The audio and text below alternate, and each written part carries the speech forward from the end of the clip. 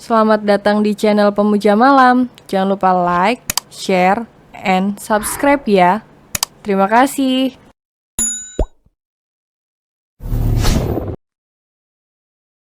Episode 7 Cemburu. Entahlah bagaimana kehidupanku ke depannya, tapi aku mohon Tuhan berikan aku kesempatan untuk bahagia meski hanya satu hari. Aku ingin dicintai oleh seseorang dengan begitu besar. Lirih Diandra dengan suara yang kurang jelas karena tertutup oleh lututnya. Saat kecil aku ingin sekali cepat besar. Bisa merasakan yang namanya kebahagiaan dalam pernikahan. Tapi sekarang rasanya aku ingin kembali ke masa kecil. Tidak pernah memikirkan bagaimana ke depannya, apa konsekuensinya. Yang aku pedulikan hanya mainan dan juga permen. Hiks, aku ingin kembali ke masa kecilku. Lirih Diandra bercerita pada benda-benda mati yang ada di dalam kamar mandi itu. Tanpa diketahui Diandra, di dekat pintu kamar mandi ada yang mendengarkan setiap ucapan dan rintihan yang ia keluarkan. Setiap kalimat keluhan yang terasa begitu menyedihkan. Apakah seburuk itu kehidupannya dahulu? Apa aku terlalu jahat padanya? Gumam Aryan setelah mendengarkan keluh kesah yang Diandra lontarkan. Setelah cukup lama terdiam di depan kamar mandi, Aryan tidak mendengar lagu suara wanita itu. Pelan-pelan ia membuka pintu kamar mandi dan melihat Diandra terbaring di lantai dengan posisi meringkuk. Aryan mendekat, ia segera mengendong Diandra dan membawanya ke kamar, menyelimuti tubuh wanita itu sampai ke lehernya. Bahkan tanpa sadar pria itu mencium kening Diandra dalam. Pagi-pagi sekali Diandra sudah rapi bersiap untuk pergi ke kantor Aryan. Memang ia awalnya malas saat tahu jika Andi sudah dipecat. Tapi jika dipikirkan ia juga bosan jika terus di rumah menerima siksaan dari Aryan. Kau dipindah posisikan menjadi sekretarisku. Kebetulan sekretarisku yang bekerja bersama Roy. Mengambil cuti selama 3 bulan setelah melahirkan, ucap Aryan seraya mengunyah roti yang ia buat sendiri. Aku tidak punya pengalaman di sana. Bagaimana nanti aku akan bekerja? Tanya Diandra karena memang ia bukanlah seorang administrasi ataupun akuntansi. Belajarlah, kau wanita pintar bukan? Balas Aryan diakhiri senyuman aneh. Kenapa tiba-tiba begini? Aku tidak mau bekerja di kantormu. Tolak Diandra kesal. 24.800.000. Berikan uang itu sekarang padaku. Pinta Aryan membuat Diandra mengerucut sebal. Ia sangat tahu apa yang Aryan maksud itu. Kau tidak mengatakan jika pekerjaan ini untuk posisi sekretaris. Sejak awal kau katakan adalah marketing manager, kenapa tiba-tiba jadi sekretaris? Balas Diandra seraya melipat tangannya di dada. Kau yang salah tidak mau membacanya lebih dulu. Cicit Aryan pelan seraya menyudahi sarapannya. Aku tunggu di depan. Jika kau lama maka akan aku seret dari sini sampai ke kantor. Tekan Aryan kemudian keluar dari rumah duluan. Diandra menyudahi sarapannya, ia menenggak air sedikit kemudian mengejar Aryan. Saat ingin masuk sebentar Diandra melihat penampilannya dulu di mobil. kemeja putih lengan panjang dengan rok hitam span sepaha. Dan jangan lupakan rambut yang digerai dan wajah yang dipoles makeup tipis. Mau sampai kapan kau berkaca? Karena pada akhirnya tidak akan ada yang berubah, tanya Aryan menurunkan kaca mobilnya. Diandra menghela nafas panjang. Ia segera masuk kemudian menutup pintunya dengan keras. Sampai Aryan dan Roy terjingkat kaget karenanya. Copot saja sekalian pintunya. Cibir Aryan memutar bola matanya malas. Tidak ada pembicaraan apapun selama perjalanan. Aryan yang cuek dan Diandra yang malas berurusan dengan Aryan. Sementara Roy hanya menyetir sekalian menjadi penonton antara dua orang itu. Setelah 45 menit perjalanan, akhirnya mereka sampai di kantor Brawijaya Group. Kantor pusat yang memiliki puluhan lantai di dalamnya. Aryan berjalan duluan sementara Diandra di belakangnya. Para mata karyawan seketika berubah menjadi mata orang Cina, Thailand, dan Korea. Semuanya berubah sipit ketika melihat bos mereka membawa seseorang yang tidak mereka kenal sebelumnya.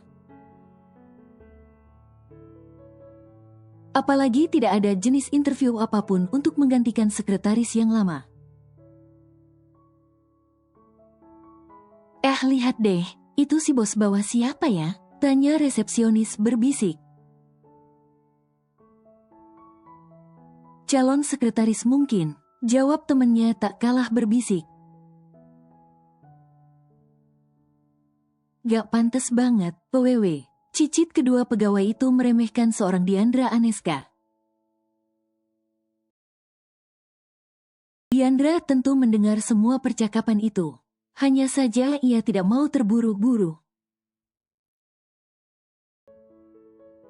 Perlahan-lahan namun pasti ia akan membalas semua ucapan para pegawai yang berani membicarakan dirinya padahal ia adalah istri dari bos mereka. Hanya belum dianggap saja. Roy, perkenalkan dia pada semua karyawan di sini. Perintah Aryan kemudian dirinya langsung masuk ke dalam lift. Sementara Diandra disuruh ikut oleh Roy. Nona, mohon ikut saya. Ucap Roy mempersilahkan Diandra jalan lebih dulu ke tempat yang tadi sudah ia lewati. Selamat pagi semuanya, sapa Roy dengan begitu berwibawa. Astaga, siapapun yang melihatnya pasti akan mendamba. Pagi. Sahut karyawan yang ada di sana maupun yang baru datang. Pagi ini kita kedatangan pekerja baru di sini. Dia yang menggantikan posisi Bu Ajeng sementara waktu, ucap Roy. Nona, silahkan memperkenalkan diri. Tutur Roy diangguki oleh Diandra. Selamat pagi, nama saya Diandra Aneska. Saya yang akan menggantikan posisi Bu Ajeng selama beliau cuti. Semoga kita bisa menjadi partner kerja yang baik, ucap Diandra memperkenalkan diri. Diandra, panggil seseorang dari belakang. Diandra menoleh, ia terpaku melihat siapa sosok yang memanggilnya. Satu-satunya pria yang mencintai dan menyayanginya dengan begitu dalam. Pria yang mau membangun mimpi bersamanya. Namun karena Aryan semua itu harus hancur hanya dalam satu hari. Andi, sahut Diandra pelan. Kalian semua boleh kembali bekerja dan Nona, silahkan ikut dengan saya menuju ruangan Anda. Tutur Roy, kemudian Diandra pergi, tanpa mempedulikan pria yang sesungguhnya sangat ia rindukan. Roy membawa Diandra ke lantai 15 di mana ruangan Aryan berada. Selama di lift, Diandra hanya diam memikirkan Andi. Tentu saja, Andi adalah cinta pertamanya. Bahkan pria itu yang paling peduli dan selalu ada untuknya di tengah kesendiriannya.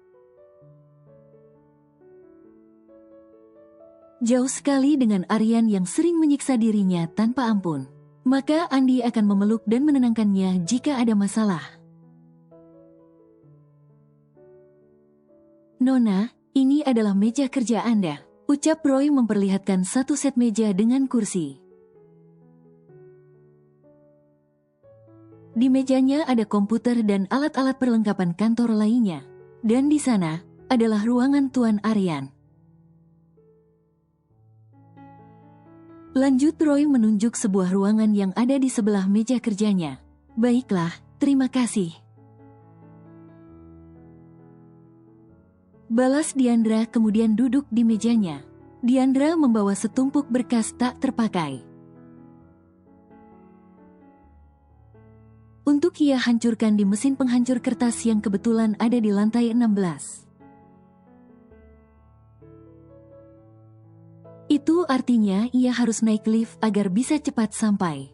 Karena kedua tangannya sibuk, ia sedikit kesulitan menekan tombol lift. Beruntung ada orang baik yang membantunya. Namun sangat disayangkan ia tidak bisa melihat siapa yang membantunya. Tapi yang jelas orang itu adalah lelaki. Terima kasih Tuan. Ucap Diandra, namun orang itu tidak menjawabnya. Setelah sampai di lantai 16 ternyata orang itu juga turun di lantai 16 sama seperti Diandra.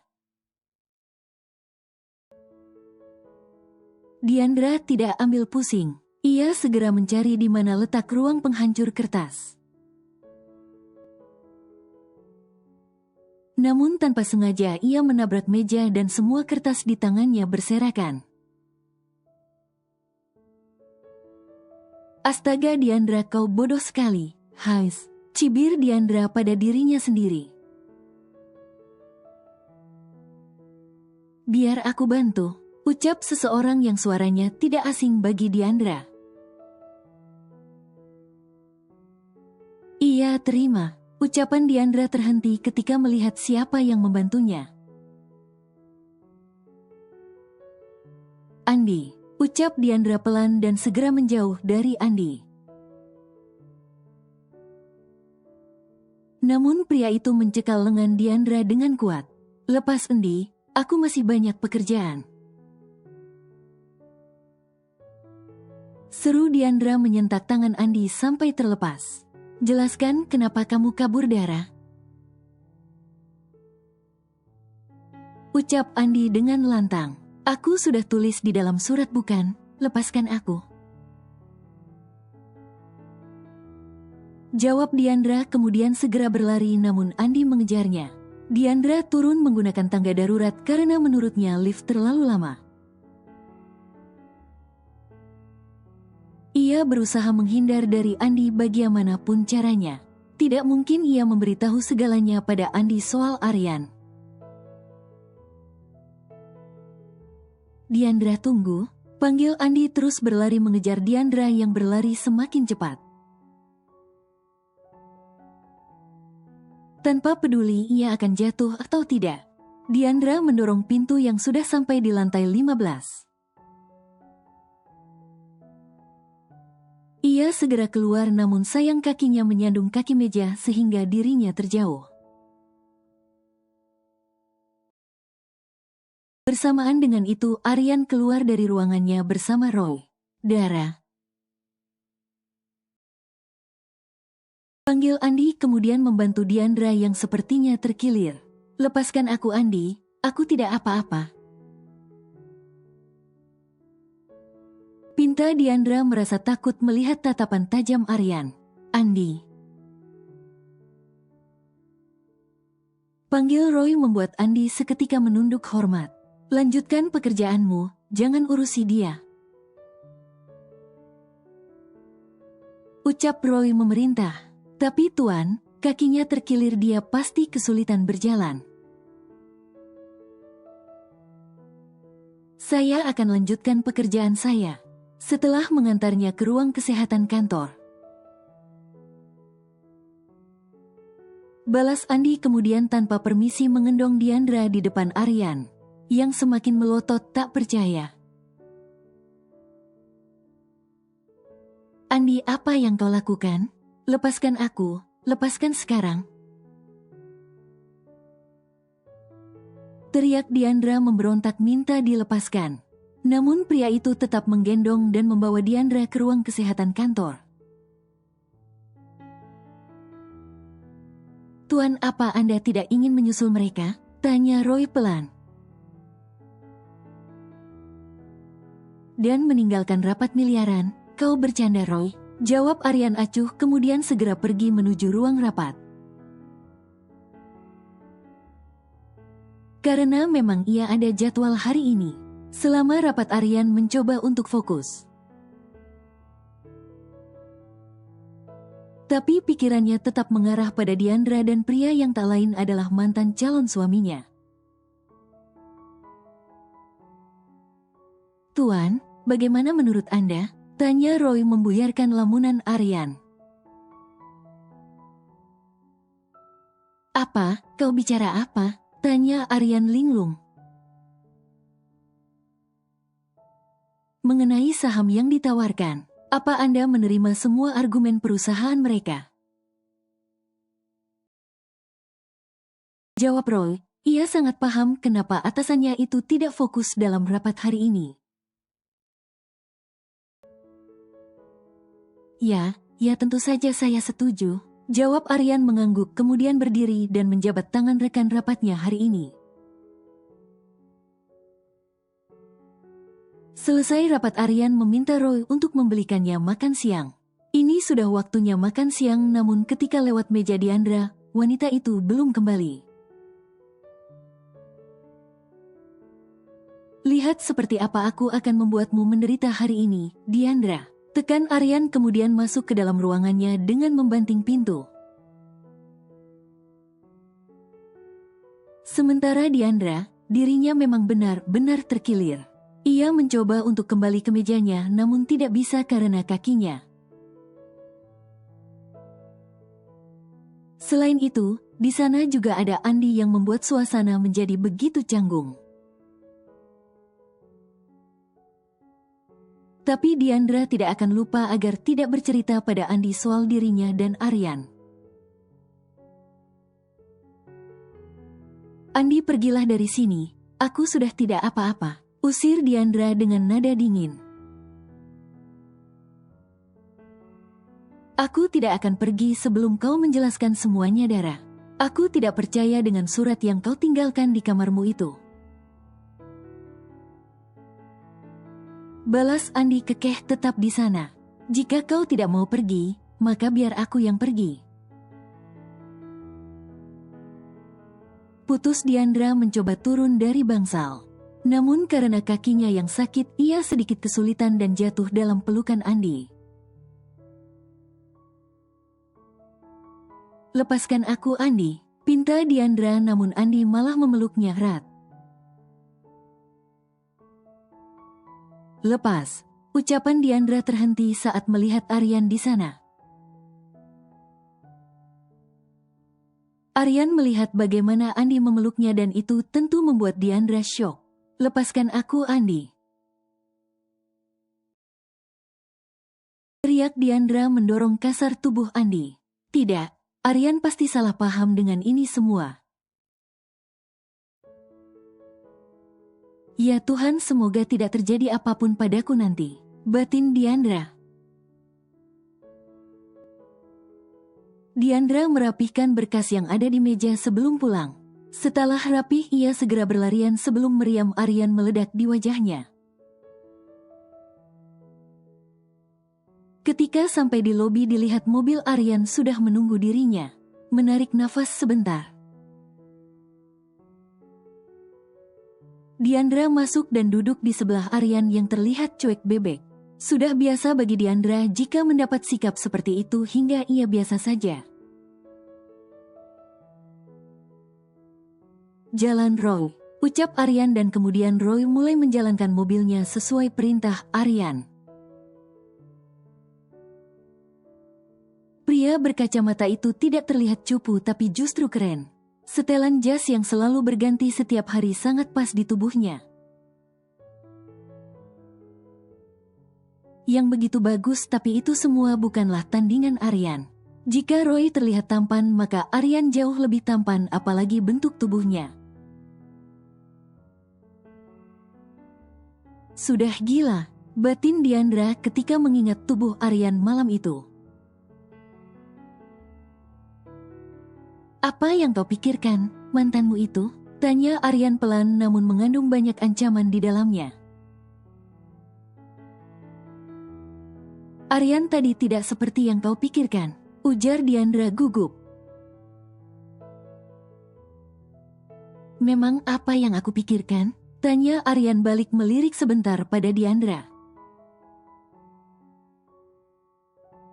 Sebelum akhirnya matanya kembali fokus pada jalanan di depannya.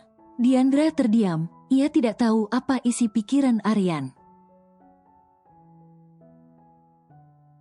Tapi entah mengapa hatinya mengatakan, jika Aryan cemburu melihat dirinya dan Andi seperti tadi.